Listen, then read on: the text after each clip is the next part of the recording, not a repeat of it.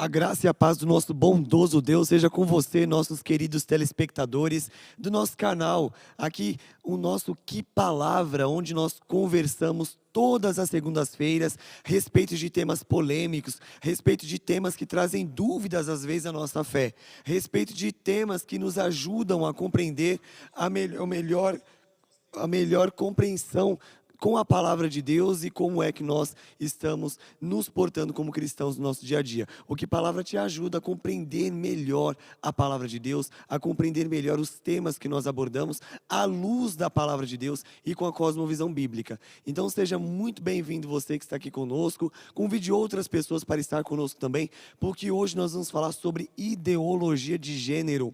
Nesse tempo em que nós estamos falando sobre política, uma pauta muito debatida hoje em dia, uma pauta que tem tentado ser imposta, principalmente dentro das escolas, e para ajudar você, pai e mãe, para ajudar você, adolescente, que pode estar nos assistindo, você, jovem, hoje nós estamos recebendo aqui o pastor Alan Ruas, que tem um livro a respeito dessa pauta. Boa noite, reverendo. Deus abençoe o senhor. Se apresente para o nosso público. Boa noite a todos que nos acompanham. Eu sou o pastor Alan Ruas. Atualmente eu sou pastor na primeira igreja presbiteriana em Carapicuíba.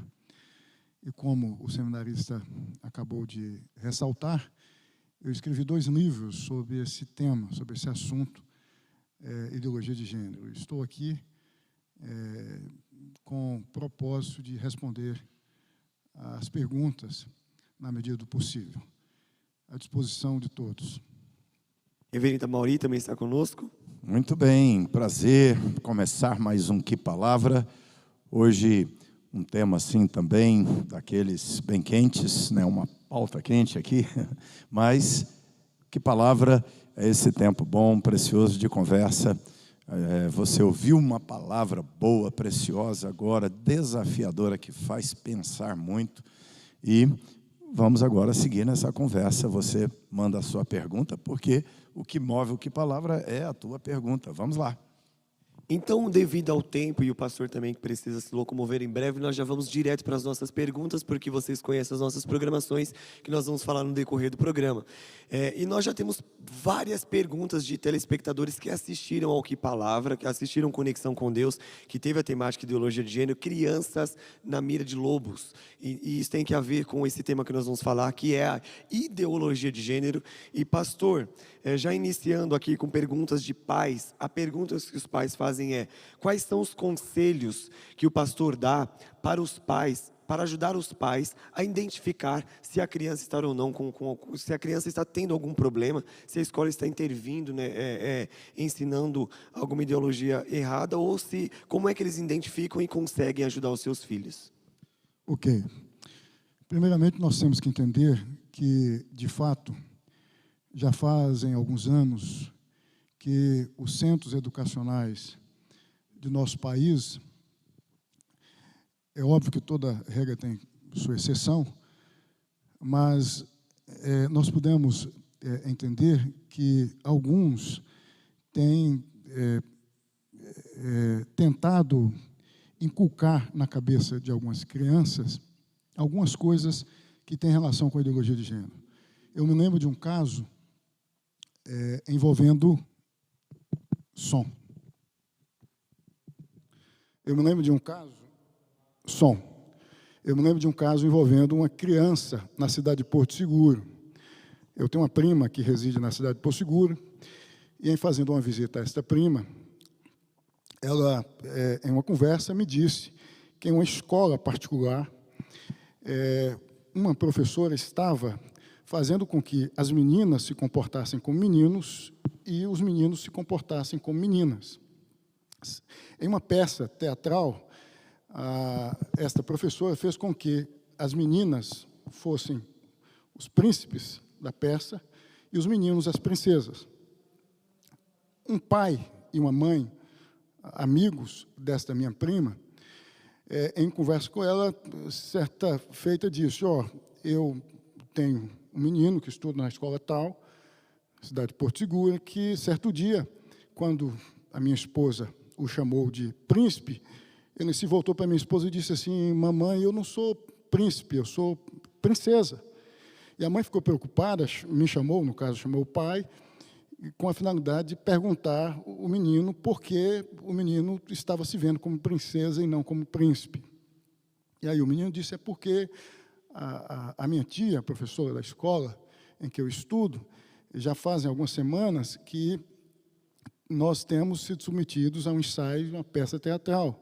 E aí a professora me colocou para ser a princesa da peça e as meninas, minhas coleguinhas, para serem os príncipes da peça. E ela disse assim, ó, vocês, homens, meninos, são princesas, não são príncipes. E aí, papai, a partir de então, eu passei a entender que eu sou princesa, que eu não sou príncipe. O pai e a mãe, rapidamente, ambos, se despiram na frente do menino e disseram o seguinte, o que você vê em mamãe é igual ao que você vê em papai? Aí o menino disse, não, o que eu vejo em papai é diferente do que eu vejo em mamãe. Papai é príncipe. O que papai tem é igual ao que você tem? Ou o que você tem é igual ao que mamãe tem? Ele disse, não, o que eu tenho é igual ao que papai tem. Então, se papai é príncipe, você também é príncipe, você não é princesa. Então, a dica que eu dou aos pais, considerando esse exemplo, é que os pais fiquem atentos, porque, infelizmente, existe uma turma que está aí nas escolas espalhadas por nosso país, que tem ensinado essas coisas porque são adeptos da ideologia de gênero. Primeira dica, fiquem atentos. Qualquer comportamento estranho, crianças costumam dar dicas, crianças são honestas, crianças são transparentes. Então, em percebendo tais coisas, façam como esses pais. Conversem, expliquem, não fujam, expliquem. Não sei se vocês sabem de um caso que aconteceu na cidade de Sorriso, no estado do Mato Grosso, envolvendo um menino, que aos 3 anos de idade chegou para o pai e para a mãe dizendo, ô, papai, eu não sou menino, eu sou menina. E aí começou a pedir para o pai e para a mãe coisa de menina. E o pai e a mãe atendeu o pedido do menino. Começou a vestir o menino com roupa de menina e dar brinquedos de menina para o menino. Aos 9 anos de idade, quando o menino completou 9 anos de idade, os pais foram até o Ministério Público para solicitar do Ministério Público uma autorização judicial para submeter este menino à cirurgia transexualizadora. E o juiz atendeu os pedidos dos pais e o menino foi submetido. Então, o que o pai tem que fazer? O pai não tem que ouvir a criança, a responsabilidade é dos pais, segundo a palavra de Deus, de educarem seus filhos. Então, fiquem atentos, porque os desenhos animados têm discutido essas questões. Eu fiquei sabendo recentemente que na Peppa, a porca rosa, está tendo um personagem gay. Então, os pais devem ficar atentos. Quais são os desenhos animados que seus filhos estão assistindo? Quais são as influências externas que seus filhos têm recebido, seja da escola, seja dos amigos, seja dos vizinhos, seja da televisão, seja do YouTube. Fiquem atentos. E, em percebendo, sentem com seus filhos, conversem com seus filhos e alertem os seus filhos. Criar filho dá trabalho, né? Porque deixar o filho na frente da TV como se a TV fosse o babá é um engano. Terceirizar a educação dos filhos para a escola é outro engano. Terceirizar a educação dos filhos para qualquer outra pessoa é um equívoco. A tarefa dos pais é aquela básica de Paulo escrevendo aos irmãos de Éfeso, quando ele diz, pais, criai os filhos. E aí, a ação de obrigação dos pais, a missão primária dos pais, criar os filhos. Mas gerar, somente é criar. E ainda criar na admoestação e disciplina do Senhor. Então, os pais precisam fazer cultos domésticos, os pais precisam sentar e ouvir as crianças, os pais precisam prestar atenção na criança. Vença o cansaço. Por vezes os pais chegam cansados em casa, a mãe chega cansada, ou se não trabalha fora, trabalha em casa, fica esgotada, cansada. O home office pode fazer você ficar mais distante dos filhos ainda, né? Então, dê tempo, senta com os filhos, brinque com os filhos, converse com os filhos, ore com os filhos. Na brincadeira já dá para perceber algumas coisas, né? Só um gancho. Um professor de psicologia norte-americano, certa feita, resolveu fazer uma pesquisa envolvendo a razão da descrença na existência de Deus nos ateus. E aí, esse professor, chamado Paul Vetz, fez uma pesquisa vasta. Por que Kant se tornou agnóstico? Por que Nietzsche decretou a morte de Deus em 1882? Por que Sartre colocou o homem como sendo o centro de todas as coisas? A resposta, ao final da pesquisa, foi pais ausentes. Pais ausentes geram transtornos em seus filhos. É interessante que lá em Efésios capítulo 6, o apóstolo Paulo diz, o versículo 4 do capítulo 6, que os pais devem criar os filhos na admoestação do Senhor. Interessante que essa expressão foi traduzida na Septuaginta, que dá a ideia de que, quando os pais não educam os seus filhos, eles despertam a ira dos seus filhos. E a educação tem a ver lá, né, com o pai estar presente na vida dos seus filhos. Tem muitos pais ausentes, pais que não conhecem o boletim dos seus filhos, pais que não sabem o que os filhos estão vendo no telefone, no tablet, na televisão, no computador.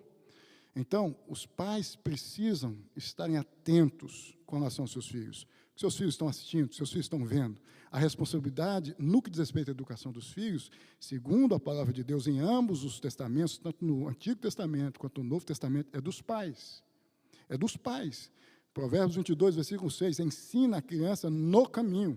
É estar presente na vida da criança.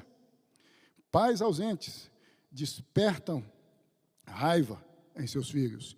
Daí a razão de tantos adolescentes rebeldes, adotando, às vezes, práticas no que diz respeito à sexualidade, defendidas pela ideologia de gênero, com o intuito de chamarem a atenção dos pais. Pais devem ser mais presentes na vida dos seus filhos. Perfeito. O pastor falou que esse caso desses pais que aprovaram o que o menino quis fazer e levou-os para o Poder Judiciário, e o Poder Judiciário deu um parecer a favor da troca do sexo dessa criança. Quanto à pauta da ideologia de gênero, ela deve ser discutida na política? A política tem que ter essa autonomia para decidir o que fazer nas escolas, como um método de ensino às escolas. A política ela tem essa autonomia, o Estado tem esse poder, ou ele deve ter esse poder de discutir esse assunto e tratar como se fosse algo comum a toda a sociedade?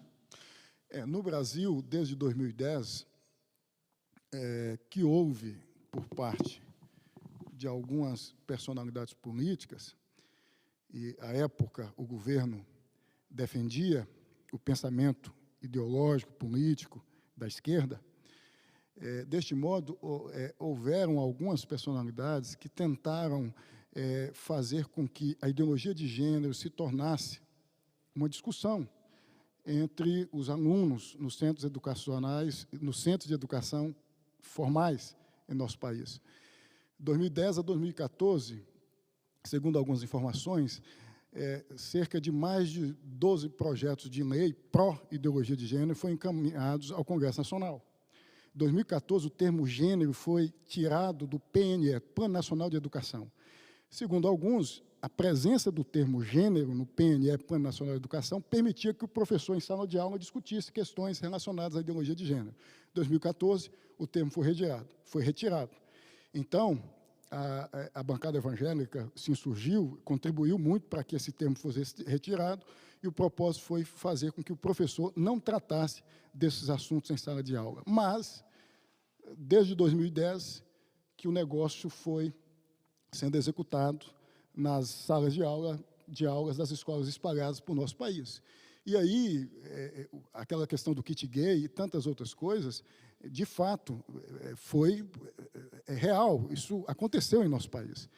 Então, o que eu posso dizer é que a ideologia de gênero se tornou um dos argumentos, uma das armas da esquerda, para bagunçar, principalmente, a família tradicional e tantas outras coisas. Então, a esquerda hoje faz uso da ideologia de gênero com o propósito de desconstruir o que eles acham que é um percalço para o desenvolvimento do pensamento político ideológico de esquerda. Perfeito. E há nesta eleição, alguns candidatos à presidência da República defenderam a ideia de um banheiro único, que alguns lugares já tem. essa ideia de um banheiro único, onde a pessoa escolhe se ela é homem, se ela é mulher, se ela é trans, se ela é pan, se ela é aquelas todas as siglas que eles têm, e eles vão ao banheiro que eles quiserem, tanto homens como mulheres, que se identificam com aquilo que eles querem ser. E alguns candidatos à presidência da República defenderam essa ideia. Como é que nós, os cristãos, devemos nos portar e agir diante desse Estado democrático que é o Estado brasileiro? Como é que nós nos portamos? Então, nós temos que lembrar assim, o Estado somos nós somos parte dele. O cristão não pode achar que o Estado é o outro, que o Estado é quem está lá sentado numa cadeira de Brasília, que o Estado é quem está aqui no Palácio do Governo de São Paulo, é quem está lá na Câmara dos Vereadores ou deputados estaduais. Não. Aliás, quem está lá está exercendo um poder delegado por nós, né? E está lá nos representando. Então, o que nós temos que fazer é pressionar de fato, é opinar de fato, é eleger melhor, né? Cada vez mais, nós vemos esse tipo de ideologia empurrando a porta, e entrando e avançando, e já sentou na sala, e já foi ao quarto de muitas casas, e entrou em igrejas, entrou nos púlpitos, entrou nas classes de escolas bíblicas das igrejas, já estão nas estantes das literaturas, dos livros que seriam chamados literatura evangélica. Então, assim, essa força desse pensamento, ele vai empurrando a porta. Desde que Gramsci estabeleceu que era por uma revolução intelectual, era por uma revolução cultural que se imporia essa nova maneira de pensar, né? E além, né, de Gramsci, além do marxismo, nós temos todo um conjunto de pensamento que é o relativismo, o humanismo, que vem até antes. Aliás, o marxismo acaba sendo uma espécie de subproduto do humanismo, do naturalismo, né, que vem antes. Ou seja, essa é uma revolução até anterior, né, e o marxismo vem como um dos itens, uma das pautas do humanismo. O humanismo esquece Deus, que nós vamos resolver aqui como seres humanos entre nós mesmos.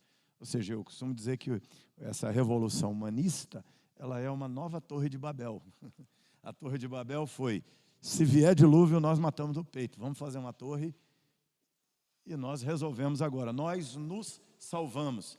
Nós não precisamos ir a Deus. É interessante quando você estuda os povos mais primitivos, você vai lá nos sumérios, você vai lá nos fenícios, tinha aquela ideia de que assim, o Deus primário não gosta de nós seres humanos. Então nós não nos relacionamos com Ele. E nós temos que nos defender dele por causa da ira dele que destruiu o mundo lá atrás. Então, ou seja, essa ideia de Babel, né, de que nós precisamos construir uma estrutura, uma ordem social, e nós, seres humanos, dominarmos os humanos e cercarmos os humanos para não se relacionar com Deus, parece que ela é reinventada no humanismo. E aí o marxismo vem como vertente disso, como filho disso. E aí todas essas proposições que vêm empurrando a porta. E empurrando a porta, elas vão afastando as teologias, as doutrinas, as concepções clássicas, desconstruindo essas ideias e reconstruindo novas ideias no lugar. É importante a gente ressaltar que na metade do século XX nós temos o reflexo do humanismo que foi desenvolvido no século V a.C. por Protágoras. E aí se agigantou do século XIV ao século XVI, que foi com o advento do surgimento da psicologia positivista, onde os sentimentos humanos foram superestimados. Segundo a psicologia positivista, que tem um pé no humanismo, o que importa é o que o homem sente, o que importa é o que o homem pensa acerca de si. Então, a gente vive numa sociedade onde a subjetividade, a interioridade das pessoas, os sentimentos humanos é que são superestimados. A pós-modernidade tem essa característica básica, superestimar a subjetividade e não a racionalidade do ser humano. A ideologia de gênero encaixa-se perfeitamente nisso, porque a proposta é dizer que quem deve definir o gênero na pessoa é a subjetividade da pessoa. Então, tem tudo a ver com a psicologia positivista e com o humanismo. Quando Protágoras diz que o homem é a medida de todas as coisas, lá no século V a.C., ele estava dizendo o que importa é o que o homem entende ser o correto, o certo. O homem é a medida de todas as coisas. Tudo se inicia a partir do homem e se termina ou se conclui no homem. Então, todas as filosofias que surgem a partir do final do século XVIII, de 1789, o advento da Revolução Francesa, o Iluminismo, que foi a filosofia mor da Revolução Francesa, tem a ver com essa questão de colocar o homem no centro de todas as coisas. Do século XVIII, do final do século XVIII até a metade do século XX, início do século XX, final do século XIX, a razão estava sendo considerada como o condutor da humanidade. Com a pós-modernidade, os sentimentos se tornaram o condutor da humanidade. Tanto é que a psicologia diz hoje o seguinte: esse negócio de dizer que um comportamento é pecaminoso não deve ser aceito, porque isso causa culpa, e culpa não é bem-vinda. Então, a ideologia de gênero, voltando à pergunta, eu costumo dizer que hoje é a arma, filosoficamente falando, de todo o projeto político de esquerda. Nos anos 60, se tornou pauta da ONU. A ideologia de gênero passou a se tornar a agenda da esquerda, mundialmente. Eu costumo dizer que existe uma distinção entre a esquerda intelectual e a esquerda sindical. No Brasil, a esquerda é mais sindical do que intelectual. Nos Estados Unidos, boa parte da esquerda é intelectual. Há muita gente em nosso país, até cristã, apoiando a esquerda, porque tem a mentalidade da esquerda sindical. Mas o que sustenta a esquerda sindical é a esquerda intelectual. E a esquerda intelectual sabe aonde vai chegar, tem a ideologia de gênero como o seu catalisador para bagunçar, para desconstruir o sistema econômico capitalista, não só aqui em nosso país, mas no mundo. O que a gente chama de direita também, de direita conservadora. Então, a gente tem que ficar atento com relação a isso. E ressaltarmos que existe, sim, no cenário político brasileiro, uma mentalidade pró-ideologia de gênero que tem a ver com a perspectiva política de esquerda. E aí nós temos que, primeiro, tomar consciência dessas coisas, né? Ou seja, por isso, o Conexão falando disso, um Que Palavra falando disso, por isso é importante você ler sobre o assunto, né? O livro aqui do pastor Alain é uma boa literatura sobre o assunto, porque nem todo mundo conseguirá se debruçar em cima de toda a literatura acadêmica sobre o assunto, né? O livro é uma boa pesquisa, sintetiza o assunto de forma bem organizada, que dá para qualquer leitor ler, compreender do que se trata, compreender esses movimentos e ficar atento, porque se os assuntos vão empurrando a porta e entrando, o que fazer? Segurar a porta. Nós temos que nos colocar à porta. Nós temos que, como diz o Salmo 127, né, pleitear contra o inimigo à porta. Ele vem para entrar na nossa casa. O pai precisa segurar na porta. A mãe precisa segurar na porta. Nós, pastores, temos que segurar a porta da igreja, porque senão entra, se instala e desconstrói. E enquanto eu vou dando o aviso a respeito da nossa escola teológica, eu vou pedir para alguém da produção trazer o livro para mim, para mostrar. Aí você puxa aqui o zoom e mostra o livro para a gente, por favor. Os pastores falaram muito sobre as ideias filosóficas que contribuíram para a construção desses pensamentos de esquerda, desses pensamentos de impor essas agendas políticas através de Gramsci. E você pode conhecer bem como foi que o pensamento humanista e os demais pensamentos entraram dentro da igreja, quando conseguiram, ou como foi que a igreja combateu durante a história dela esses pensamentos humanistas, marxistas no decorrer da história. Para isso nós temos a ETEP, a nossa Escola Teológica da Penha. totalmente de graça. Você pode assistir tanto online, bem como você pode vir presencial aqui na rua Major Rudig, 145, aqui na Igreja Presbiteriana da Penha. Então, fica o convite para você compreender um pouco mais a respeito dos conceitos filosóficos e como foi que eles andaram e como foi que a igreja reagiu todas as vezes que alguma ideologia tentou sobressair sobre a palavra de Deus. Fica esse convite para que você conheça bem e o desenvolvimento histórico dessas filosofias que estão sendo tratadas aqui. E aqui estão os 2 livros do pastor. Depois a gente vai deixar o link para vocês aí no YouTube. Nós temos aqui o Crianças na Mira de Lobos, que foi o que ele pregou hoje. Foi a mensagem maravilhosa, sensacional, para você descobrir como é que você luta pela sua casa. Não deixe de conhecer esse trabalho.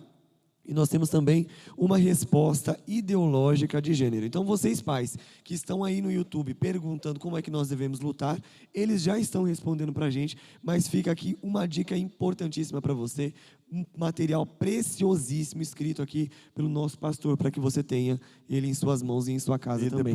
Depois nós deixaremos ali na descrição do vídeo, quando ele continuar, como que você pode adquirir o livro, tá certo? Como você faz aí contato com o pastor Alain para adquirir o livro, se você quiser. A gente tem que entender que o povo de Deus, segundo o profeta Oséias, se perde por falta de conhecimento. A gente precisa buscar as informações, a gente precisa buscar o conhecimento, porque nós vivemos hoje uma guerra no campo das ideias. E nós precisamos, mais do que nunca, estarmos cônscios de que existem filosofias subversivas, ou seja, antagônicas à fé cristã, que têm permeado não só a sociedade secular, mas a sociedade eclesiástica. Nos Estados Unidos, existem igrejas já rendidas à ideologia de gênero, pastores defendendo a ideologia de gênero. No Brasil, desde os anos 90. Já tem também. O Neemias Marien, e o tem primeiro vários pastor outros aí, né? a celebrar um casamento homossexual em nosso país. Então, há hoje pastores conhecidos, aqui no estado de São Paulo, eu ouvi recentemente, um pastor muito conhecido no estado de São Paulo, dizendo que o gay tem que ter orgulho de ser gay. Então, essa é uma realidade que tem afetado muitas pessoas. Eu costumo dizer que é a voz da serpente, ecoada no Éden, e que tem sido hoje propagada por meio de indivíduos até que se dizem de Deus. Então, nós precisamos buscar as informações, nós precisamos buscar o conhecimento para blindarmos a nossa mente contra todas essas filosofias nefastas, nocivas. Então, a pergunta que fizeram para a gente a respeito dessas igrejas que hoje estão surgindo, defendendo essas pautas, foi respondida, e muito bem respondida. É a voz da serpente ecoada no Éden. Fica essa resposta para os amados que estão aí entendendo, que estão nos perguntando a respeito dessas igrejas. Perguntaram, essas igrejas são consideradas as sinagogas de Satanás, descritas em Apocalipse? Com certeza, então, né? Toda denominação, ou toda instituição, seja eclesiástica ou não, evangélica ou não, protestante ou não, que propaga ideias em nome de Deus ou não, antagônicas à palavra de Deus, tem a ver com o diabo. O maior inimigo de Deus e da igreja, principalmente, é o diabo. Então, o diabo usa a palavra de Deus de maneira distorcida com o intuito de desencaminhar as pessoas. Foi o que o diabo fez no Éden.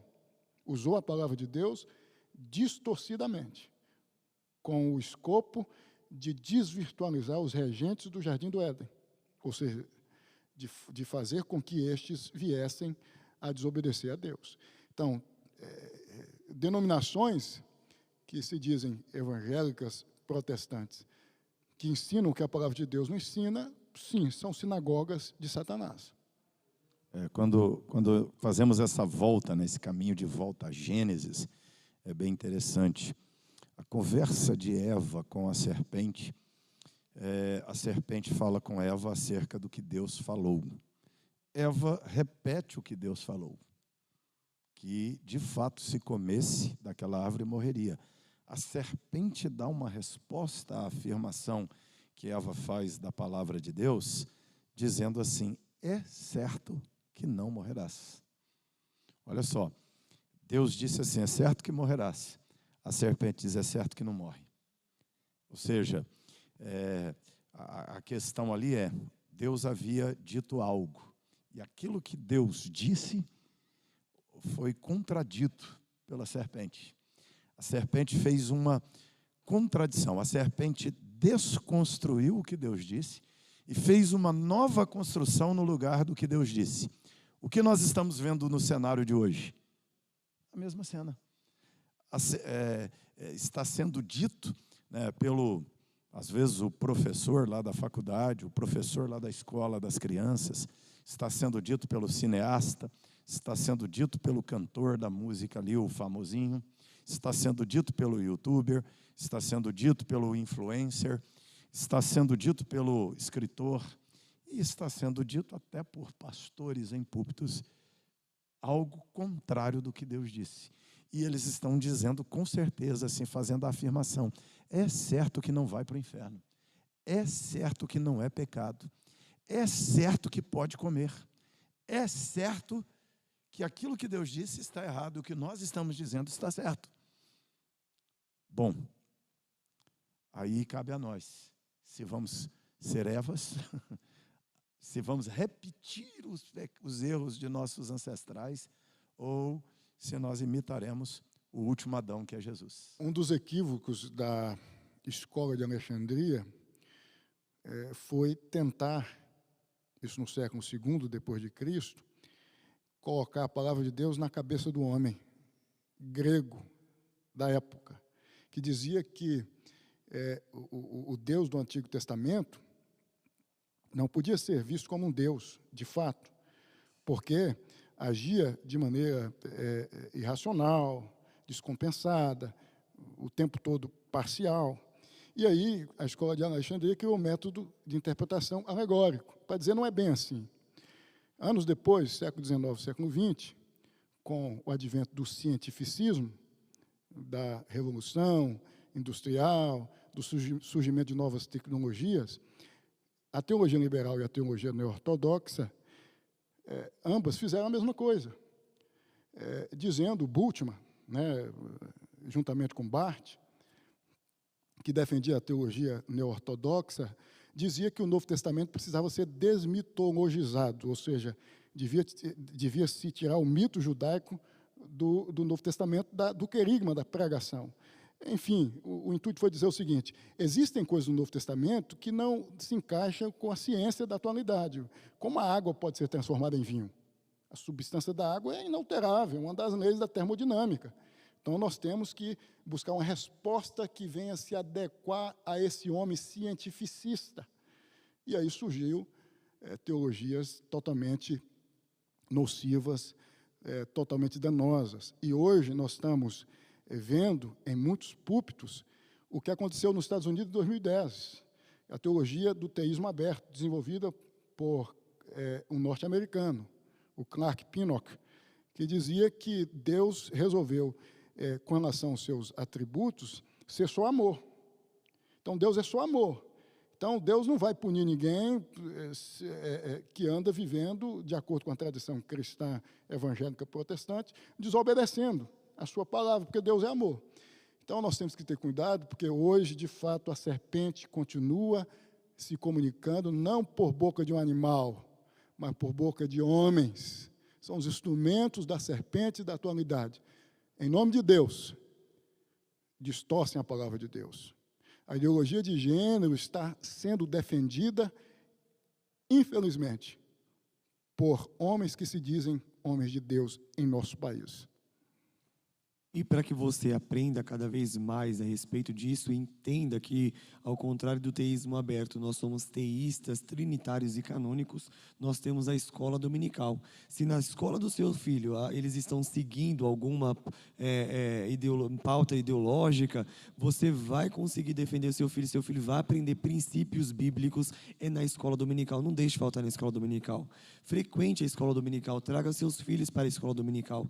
E aqui a nossa igreja, ela tem uma estrutura para os seus filhos estarem na escola dominical aprendendo com matérias bíblicas bíblicas, tá bom? Não é somente historinhas. Na verdade, o nosso material aqui, pelo menos na nossa igreja Presbiteriana da Penha, o pastor mesmo, Mauri, que fez o material para a gente, é um material de Gênesis e Apocalipse para o seu filho compreender lá do Éden até o Apocalipse o plano de redenção, essa reversão que é o mal que foi trazido ao mundo pelo pecado. Então, a nossa escola dominical é às 10h30 aqui na igreja Presbiteriana da Penha. Se você tem uma igreja relevante, bíblica e fiel aí, onde você está nos assistindo, tem gente de vários lugares mandando um abraço para o pastor, para os pastores, aqui para o Que Palavra. Procure uma igreja bíblica e leve toda a tua casa para a escola bíblica dominical. Aqui na nossa igreja, em especial, acontece às 10h30, logo após o culto matutino, que é às 9h30 da manhã. E já que já estou falando sobre aviso, o pastor falou sobre Eva ter caído, né, no laço da serpente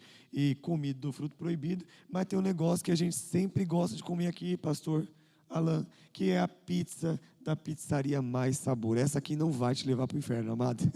Então você pode, tranquilamente ligar lá na nossa pizzaria querida, que tem sempre nos abençoado, que tem aprendido a respeito da palavra de Deus, que tem sempre mandado perguntas para colaborar aqui com a nossa produção, que estão sempre curiosos lá enquanto eles estão produzindo pizzas, eles estão ouvindo a mensagem do Conexão com Deus, também ouvindo aqui o Que Palavra. Fica o nosso abraço para os nossos queridos. E aí está o número, se você mora aqui na Redondeza da Penha, para você terminar essa segunda-feira legal, bonito. Enquanto nós vamos terminando aqui o nosso programa, você pede uma pizza lá e janta uma pizza deliciosa da nossa querida pizzaria Mais Sabor, tá bom? Que, aliás, está até colocando aqui, né, que até no posto de saúde já tem uma TV com promoções da prefeitura com ideologia de gênero apresentada, né? Que coisa, é um bombardeio, né? É um bombardeio de todos os lados. Está na música, está no desenho animado. Hoje, difícil de você assistir um filme. Olha o que a Marvel está fazendo com os heróis, né? A Disney mesmo, pastor, né? Jogando tudo, né? Disney, Marvel, DC, tá uma coisa assim degradante na nossa sociedade. Mas é isso. Como dissemos, estão empurrando a porta para entrar com tudo. A igreja tem que pleitear com o inimigo à porta, né? Pois é. Nós vamos para as nossas duas últimas perguntas, tudo bem? Uma ligada na outra. Uma uma que está aqui, que me enviaram da produção, e outra que eu vi do telespectador aqui, que faz jus a essa mesma pergunta. E depois a nossa diretoria aqui, a nossa produção, resolve se vamos continuar falando sobre esse tema na semana que vem, porque é um tema bem acalorado. Eu acredito que é um tema que nós precisamos ouvir, aprender, para nos munirmos, para ajudar os nossos filhos, os nossos adolescentes. Eu mesmo trabalho com adolescente, para mim é muito pertinente esse tema. Inclusive tem um livro, o pastor está lá na minha sala, tenho lido ele para ajudar aí os pais, para ajudar os adolescentes também.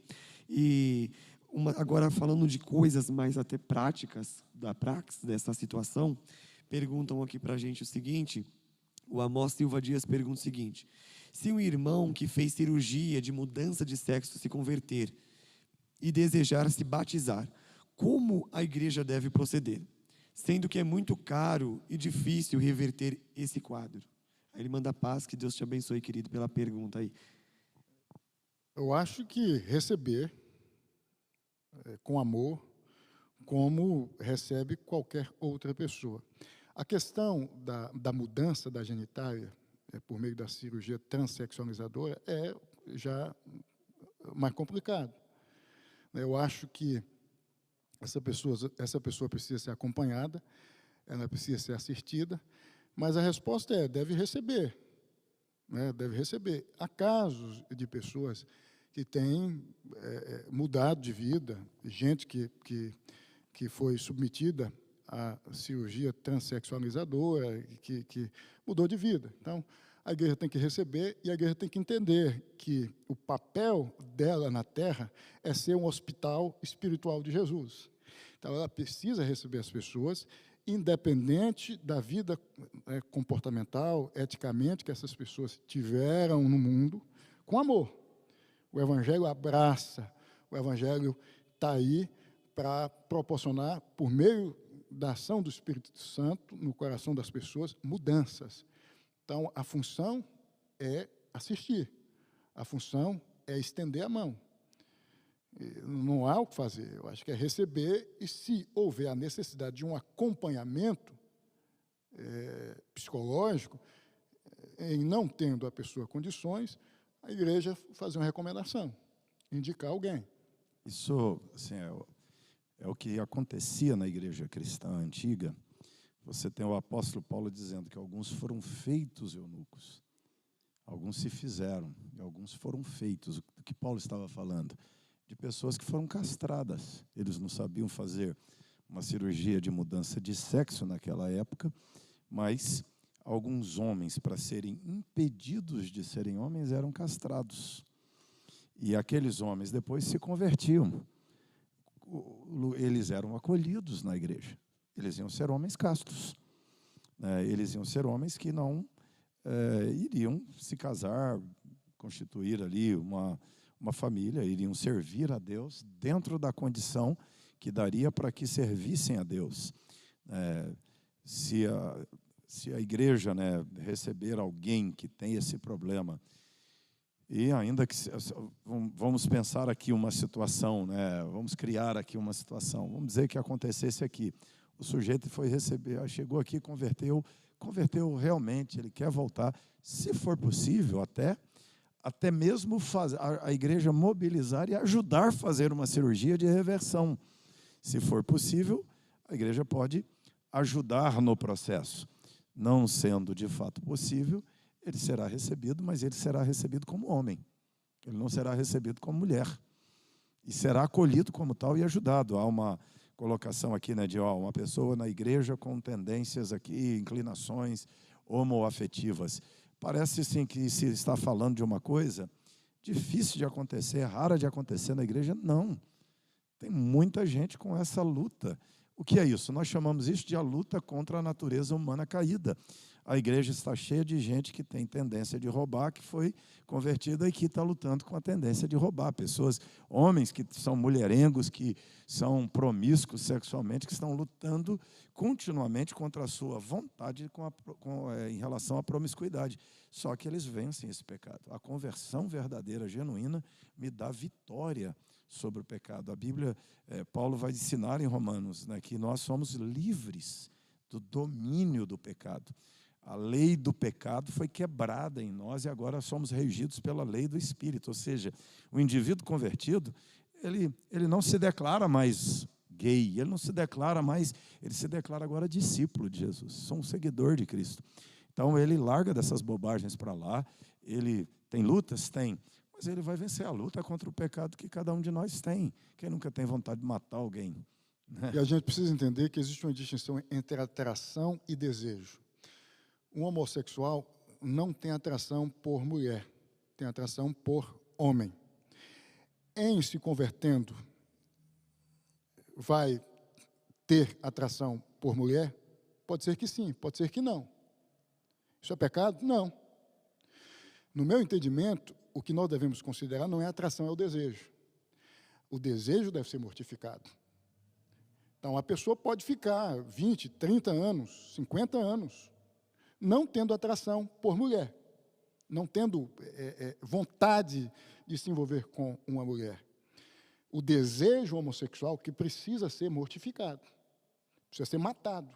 É o que Paulo diz lá em Romanos 8, se não me engano, verso 13, que nós devemos mortificar os feitos do corpo. Todo desejo pecaminoso deve ser mortificado. Aí a pessoa diz, mas a pessoa se converteu, mas ela não consegue ter atração por mulher, está tudo certo, é um eunuco. É um eunuco. A questão é o desejo homossexual.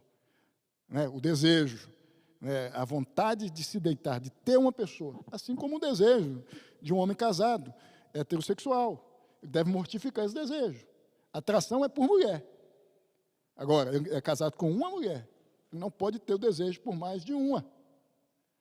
Então, tem muita gente que não vai até o prostíbulo, mas vive com o prostíbulo dentro da cabeça. A gente precisa matar toda a nossa interioridade que é antagônica ao que a palavra de Deus ensina com relação ao que é certo e o que é errado. Esse é o princípio de Paulo, Fazei, pois, morrer a vossa natureza terrena.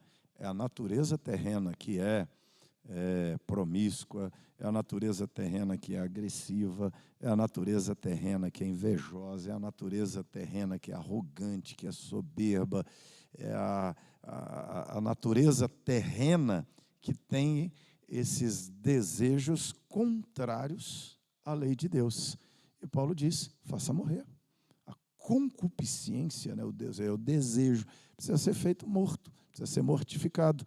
E, a partir daí, uma vida nova, regida, Gálatas 6, guiados pelo Espírito, dominados, conduzidos pelo Espírito Santo. Nós vamos ensinar essas pessoas, essa é a tarefa da igreja, a viver fazendo morrer a natureza terrena, ser conduzido e guiado pelo Espírito Santo.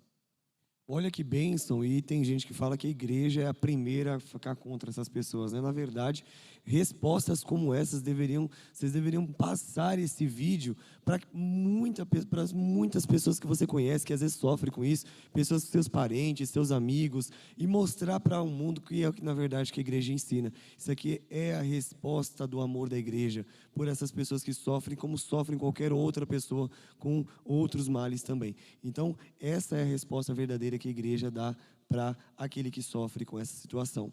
E ainda nessa temática, sendo também a última pergunta com respeito à questão da posição da igreja na prática, o Ricardo Molina pergunta o seguinte: a igreja tem que lutar contra os direitos civis das pessoas que aderem à ideologia de gênero? Eu acho que essa é uma pauta que não cabe à igreja discutir. Eu acho que o que cabe à igreja discutir é a ação por parte do Estado de fazer com que a igreja aceite isso. Nós não fomos chamados, é óbvio que a gente vê lá Calvino, né, a partir de 1536, dizendo que a lei de Deus tem que ser referência para o Estado, etc. e tal. Aí vem o Abraham Kuyper, metade do século XX, dizer que são esferas distintas, etc. e tal. A igreja é a igreja, o Estado é o Estado, mas isso não significa que a igreja não tem que conversar, dialogar com o Estado. Então, eu acho que a igreja precisa dizer o seguinte: aqui nós temos as nossas regras, aqui nós temos os nossos posicionamentos. Se o Estado resolver, por parte de uma quantidade significativa de pessoas que levantam a bandeira dessas questões e precisam, porque desejam fazerem isso, é problema do Estado. A igreja não foi chamada para demonizar e exorcizar ninguém, para crucificar ninguém, mas ela tem um compromisso com o Evangelho. Domiciano, no ano 95, exigiu que os cristãos adorassem a sua pessoa. De 64 a 311, a igreja foi perseguida. Nero, 64, Diocleciano, 313, 311, nós temos o Tratado de Tolerância. A igreja foi perseguida. E por quê? Porque a igreja foi convidada a se curvar a Roma, a se curvar a César. Mas o compromisso da igreja não era com Roma, não era com César, mas com Deus. Nosso compromisso não é com o Estado. Nosso compromisso é com Deus. O Estado tem que andar com suas próprias pernas. A igreja anda com as suas próprias pernas, fincada no Evangelho. Então, o que cabe à igreja é dizer o seguinte: aqui não. Aqui não. Esse é o meu entendimento. Eu acho que nós devemos nos posicionar de acordo com o Evangelho e não de acordo com o Estado. Se o Estado, em 2011, o Supremo Tribunal Federal concedeu o direito para a mudança do nome, o nome social.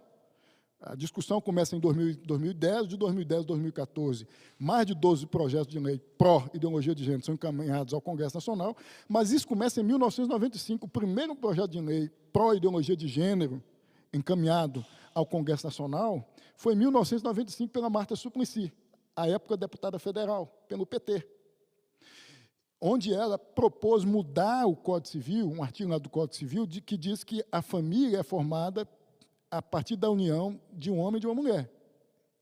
E ela quis mudar para a união entre duas pessoas, então pode ser duas pessoas do mesmo sexo.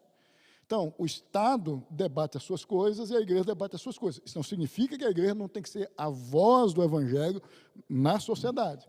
Assim, aí nós vamos pensar um pouco diferente, né? Porque quando eu entendo que a igreja é sal da terra, o sal tem que se esfregar na carne para não deixar a carne apodrecer. Então, eu entendo que a igreja ela tem uma voz profética que denuncia os pecados da sociedade, seja ela qual for, pagã, ateia, laica. A igreja é uma voz de consciência, ela tem um papel de voz de consciência, né? Por quê? Porque quando essas ideologias avançam, elas geram distorções do que é certo e do que é errado, e isso afeta todo mundo. Deixa eu dar um exemplo aqui, né? Alguns dias atrás houve uma jurisprudência no Brasil interessante, que Santa Catarina, um julgamento culminou, né, sobre essas questões, que se um homem se declara mulher, se ele se percebe mulher, ele deve aposentar no tempo da mulher. Olha só. Ou seja, o sujeito ele olha para si e diz assim: eu não sou homem, eu sou mulher. Mas ele é homem, biologicamente, mas psicologicamente ele se diz mulher. Então ele entende que ele tem que aposentar com a idade da mulher, não com a idade do homem. Jurisprudência. Aprovado. Então, a partir de agora, outros em cascata viram. Ou seja, isso é algo que vai prejudicar a reforma previdenciária, porque vai virar moda. E muita gente vai se... Não basta ser homossexual. A jurisprudência basta se declarar. Então, ou seja, outro exemplo aqui, a gente vê nos Jogos Olímpicos, olha como que já vai misturando. Tem um jogador trans no meio das jogadoras, porque ele não se sente homem, não joga vôlei com os homens, ele joga vôlei com as mulheres. Ele é mais alto, mais forte, mais rápido, tem osso mais duro, músculo mais forte, massacra as meninas. Mas, então, assim, as percepções erradas vão gerando maldades, vão gerando injustiças, vão gerando decadência, vão gerando apodrecimento do Estado. E a igreja é sal. E para ela ser sal, ela tem que opinar. E, aliás, como eu disse aqui, o Estado somos nós. A igreja é parte do Estado. A igreja está dentro do Estado. A igreja é cidadã do Estado. Quem é a igreja? Os crentes com o CPF. Os crentes que têm o título de eleitor. E aí, nesse sentido, à medida que as ideias empurram a porta, nós temos que empurrar a porta de volta. E empurrar a porta de volta envolve debate com a sociedade, envolve embate com a sociedade. Sim, eu concordo. Eu entendi a pergunta no sentido de algo que já foi definido e, a partir disso, a igreja tentar se insurgir no sentido de ocupar um lugar do Estado. Então, nesse sentido, eu acho que o papel da igreja é ser voz, é ser sal e luz, no mundo decaído, mas não no sentido de tentar tomar o Estado. Para que o Estado seja a igreja seja o Estado. E, a partir daí, as regras da sociedade, já que a igreja é o Estado, estejam de acordo com a palavra de Deus. Porque até profeticamente, o que a gente entende é que o mal precisa amadurecer, o mal precisa crescer, para que Jesus volte. Então, a igreja não precisa ficar sentada, aliás, ela não pode ficar sentada observando tudo, porque ela é voz, ela é luz do mundo, ela é sal da terra. Quando o Império Romano se insurgiu contra os cristãos, a recomendação do apóstolo Paulo e de Pedro foi: não peguem paus e pedras, mas não se sujeitem. Então, o Estado é o Estado, a igreja é a igreja. Agora, isso não significa que a igreja não tem que se posicionar, que a igreja não tem que se preocupar em colocar um deputado, que a igreja não tem que se preocupar em colocar um governador, um presidente. O que eu entendi é o seguinte: se o Estado definiu uma coisa, se tornou regra, se tornou norma, em função das realidades que começam a tomar conta da sociedade, pessoas que defendem isto e são pessoas que fazem parte do Estado, e o Estado concede essa liberdade, esse direito. Então, a igreja, a partir disso, nós temos que ser o Estado para resolver essa questão. Ela precisa falar, ela precisa dizer, está errado, mas ela não tem que ficar entendendo que ela tem que, por conta desses desvios comportamentais, antibíblicos, tomar o Estado. Porque isso aconteceu na história da igreja. E não deu O certo. cristianismo nunca funcionou e funcionará por imposição, né? Então, a igreja é por proclamação e por influência. Então, a igreja vai influenciar o Estado, ela vai influenciar a promulgação das leis, ela vai influenciar, né, a compreensão do que é certo e do que é errado de uma sociedade. E a igreja ela é até insensível à acomodação do Estado, ou seja, as pessoas estão muito bem ali acomodadas naquela concepção equivocada, a igreja vai lá e incomoda, ela é insensível a essa paz social, ela vai, de certa forma, aí nesse sentido Jesus disse, eu vim trazer espada, não paz. A turma às vezes se equivoca, não, Jesus era paz. Não, exatamente. Ele disse, eu vim trazer espada, o que é a espada? A espada a ideia aqui não é de guerra, é de justiça, é do certo, ou seja, a espada é o que corta e separa certo e errado, e a igreja prega o que é certo, ela não vai, nesse sentido de fato, assim, vamos tomar o poder e impor um Estado cristão, não vai funcionar. Ninguém vira cristão por decreto, ninguém vira cristão por projeto de lei, ninguém vira cristão por, vamos ter um presidente evangélico no Brasil, porque ele vai fazer o Brasil ser evangélico. Não vai arrumar encrenca. Ou seja, se alguém evangélico ascende ao poder e vai governar o Brasil, ele tem que governar o Brasil espírita, católico, muçulmano, ateu, ele tem que governar o Brasil, entendendo que é um Estado que tem composto de pessoas de várias vertentes, né? Mas a igreja, ela prega, ela proclama e ela influencia, né, a concepção do que é certo e o que é errado, a academia, a política, o legislativo e assim por diante, né? Essa foi a proposta do Kuyper, da cosmovisão calvinista. A gente precisa fazer com que a igreja venha entender que a reforma precisa avançar, precisa ir além dos seus limites. O neocalvinismo propôs isso, em função do agigantamento das filosofias subversivas, humanistas, antropocêntricas. Então, Kuyper propôs que a igreja tivesse a consciência que ela precisa influenciar a sociedade. Mas isso não significa que ela vai conseguir. Não significa que ela vai mudar. Isso é uma perspectiva da escatologia pós-milenista, de que ia dar certo, que o negócio ia ficar bonitinho, etc. e tal. Isso é uma utopia. Mas a igreja precisa, sim, ser boca de Deus, ela precisa denunciar o pecado, ela precisa se posicionar. César não pode ditar as regras na igreja. O que César determinar, além da igreja, a igreja, a partir disso, não tem que entender que ela tem que tomar o poder de César. Mas isso também não significa que ela tem que ficar quieta. Ela tem que denunciar. Ela tem que ressaltar o que a palavra de Deus ensina, já que o compromisso dela é com Deus e não com o Estado e não com César. Perfeito. E como é que você faz isso dentro de um Estado democrático, exercendo o seu voto e um voto consciente com princípios bíblicos? E foi isso que nós fizemos aqui agora no Que Palavra, com a presença dos nossos pastores que nos deram orientações e princípios bíblicos para dentro do Estado democrático exercermos a nossa cidadania. O conceito de democracia é o conceito de governo da maioria.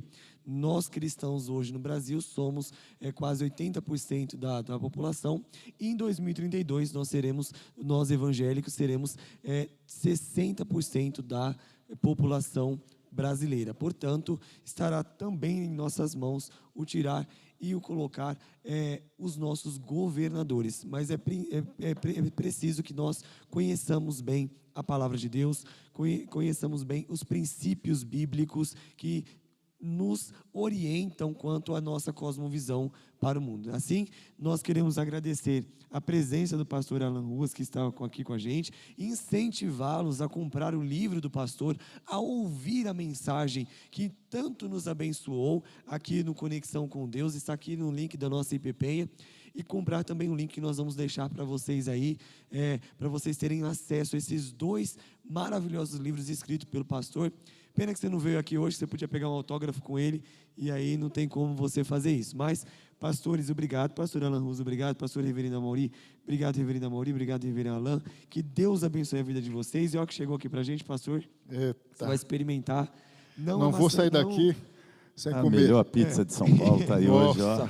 A melhor Bênção. pizza de São Paulo. Para terminar nossa segunda-feira, bênção. Os pastores podem se despedir do público.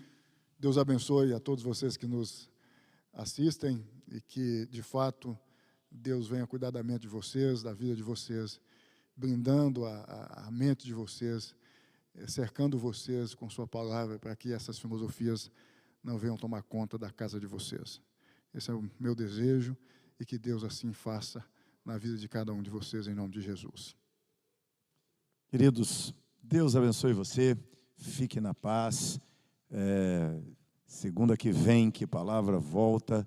Se a tua pergunta não foi respondida aqui no meio das tantas perguntas que vieram, semana que vem nós responderemos. Continuaremos aqui no mês de outubro conversando sobre esse embate, essa tensão doutrinária que vivemos, culminando aqui com aquela grande celebração do dia 31 de outubro, culto da Reforma. Um grande abraço, até o próximo Que Palavra. Então nós nos vemos na semana que vem, neste mesmo horário, aqui no canal do nosso Que Palavra. E para você que tem filho adolescente, nós também temos uma programação especial às sextas-feiras, onde nós também tratamos biblicamente a respeito destes assuntos. Fica o convite para você trazer seu filho para o SOS. É uma programação de adolescente que estão vivendo, estão já experimentando todas essas ideologias, ouvindo-as. Então, traga o seu filho e invista na vida do seu filho. Deus te abençoe grandemente.